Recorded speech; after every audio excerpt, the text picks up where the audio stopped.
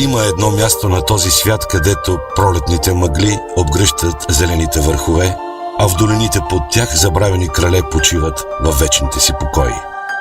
Място, където слънцето осветява чезнещите руини на погубени империи, а дивите гори още шепнат за стъпките на могъщи войни, крачили из тях. Земя, в чието недра са скрити златни съкровища, земя на магии, изоставени светилища, на пролетни цветя, на малки потоци, превърнали се в могъщи реки. Място събрало в едно свръхестествена симбиоза на драматизъм, красота и величие.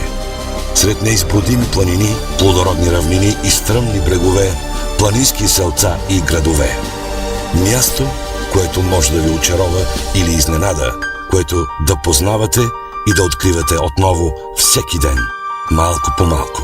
Това е България.